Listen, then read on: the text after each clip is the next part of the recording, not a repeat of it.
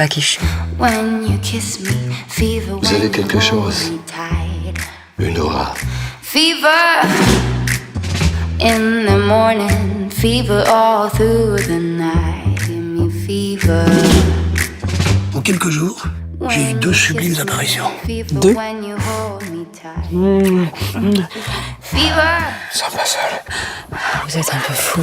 Non, pas du tout, non. The first part of the movie is about a girl named Claire. After the death of her father, the owner of a hotel business, Claire is left with her stepmother, who inherited the whole business. One morning, the girl goes for a run, where she falls into the hands of a kidnapper. The criminal pushes her into the trunk and takes off. Driving along a forest road, the kidnapper tries to avoid a wild boar that suddenly appeared on the road and crashes into a tree. Thanks to this, Claire manages to get out of the trunk.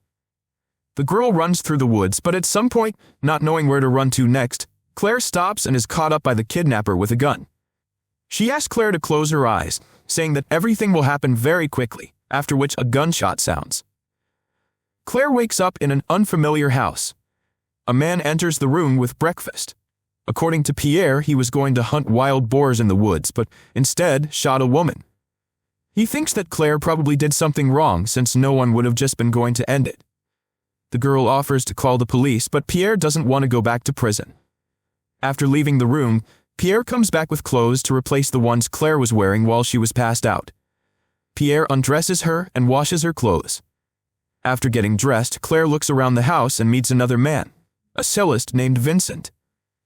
While listening to the music Vincent plays, she falls asleep but is roused by François, Pierre's twin brother. The only difference between them is that François has a severe stutter, unlike his brother.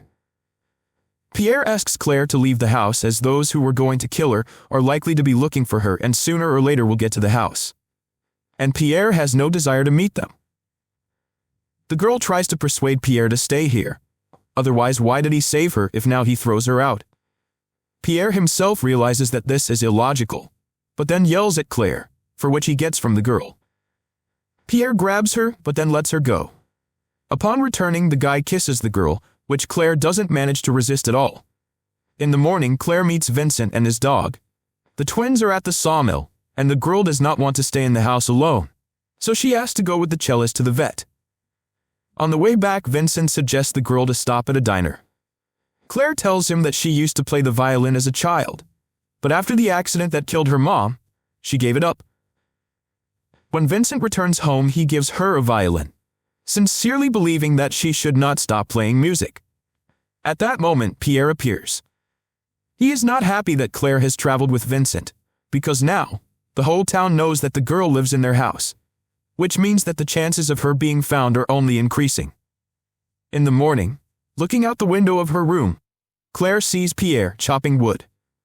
As she approaches him, she notices his nervousness. Pierre approaches her and starts kissing the girl, after which they have sex.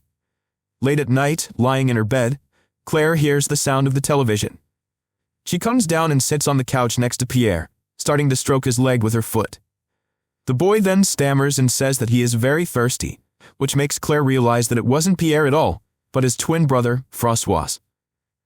He realizes that he shouldn't have done it, but he just couldn't resist, which makes the girl smile.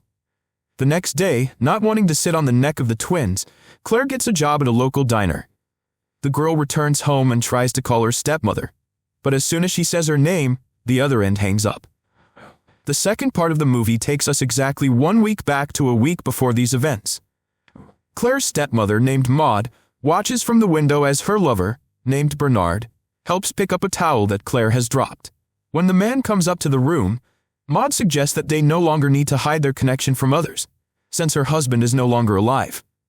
But they need to take a pause in their relationship, as their feelings have faded a bit, and lest things get worse. Bernard agrees, and when Maud goes out, he calls Claire and confesses his love to the girl. This is heard by Maud, lurking in the next room.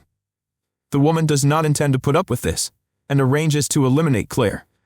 Sometime later, the couple dines at a restaurant, where Bernard wonders where Claire has disappeared, because he has not seen her for several days.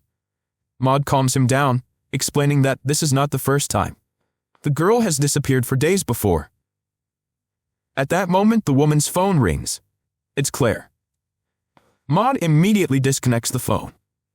In the diner, where Claire got a job, all the customers pay attention to the girl. A librarian named Charles, whom Claire met when she went to the vet with Vincent, brought his son Clayman to meet the girl. Sam, the veterinarian, keeps up with the others, giving Claire signs of attention. He invites the girl to go to a club in the evening where Claire begins to pester some type. Sam can't stand up for the girl, but Clayman does, knocking the molester out with one punch. He did it to impress you. On the way home, Claire says that she thought Sam was strong and he was vulnerable, but she likes it. Pulling over to the side of the road, the vet stops the car and asks her to repeat those words. Claire pronounces that she likes Sam, touches his arm, and then sits on top of him. The couple is watched by a crowd of squirrels. In the morning, Maud arrives in town. Noticing Claire, she enters the library where she meets Charles. He admires the woman's beauty and says that this is the second angel in their town this week, Maud and another young girl who has recently settled here. Charles advises Maud to look in the temple, where there are guest rooms where they can stay for a while. After meeting the pastor, Maud tells him about her stepdaughter, who has been missing for several days. Perhaps she might have settled in their town. Recognizing the name, the parson informs her that he knows the girl. Maud asks her not to say anything to anyone, otherwise Claire will run away again. According to the woman, the girl resents her because Maud did not pay enough attention to her after the death of Claire's father. The pastor offers to be a mediator and arrange a truce between the girl and her stepmother. In the morning on a jog, Claire joins Clayman. The guy is cute to the girl, and in general it seems that there are no men in this town that she would not like. Clayman is very shy, but still the guy tries to hug the girl, but falls to the ground. After getting up, Clayman rushes to escape. Claire goes to the temple where she tells the pastor about her affair with several men. According to the pastor, it's all the local mountains that stir the blood.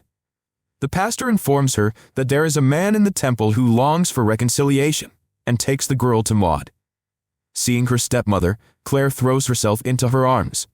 According to Maud, she managed to find the girl thanks to the fact that Claire called her, but the connection was suddenly cut off. Using the phone number, the boys managed to find out where the call was made from. After telling the boys the details of that day, Claire expresses a desire to stay in this city, where there are many new friends. Maud does not mind. She will also stay here for a few days and will try to persuade Claire to go back home. The girl has to go to work, and Maud offers to drive her to the town. On the way, Maud stops unexpectedly at the edge of a cliff, under the guise of having a flat tire. Stepmother asks Claire to see what's wrong with the tire. Sneaking up on the girl, Maud is about to throw her off the cliff. But at that moment, a pastor on a motorcycle comes up to them. Recognizing that everything is in order, it's time to go on.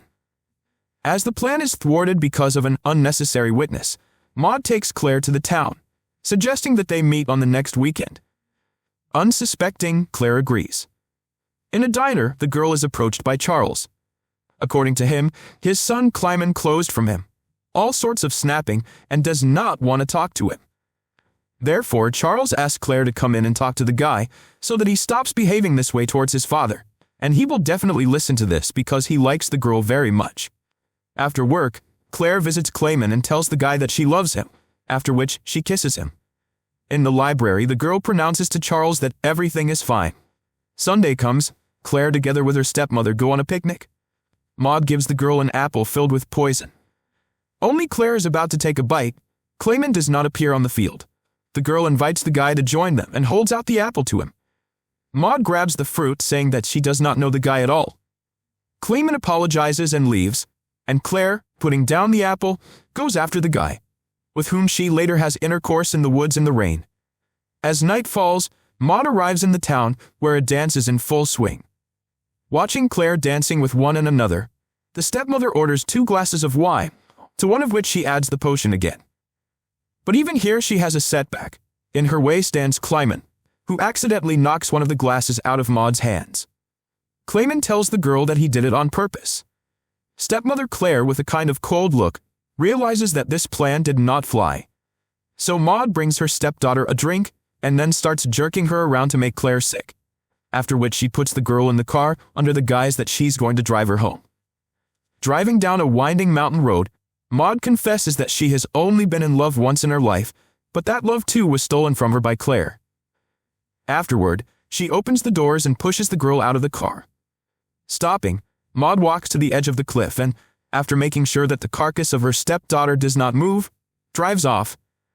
The stepmother stops by the temple to place a candle, but accidentally sets herself on fire. Claire manages to survive. She lies in a hospital bed. 7 men who love her stand next to her. Each in turn approaches the girl and kisses her. After which Claire comes to her senses. This is the end of the movie.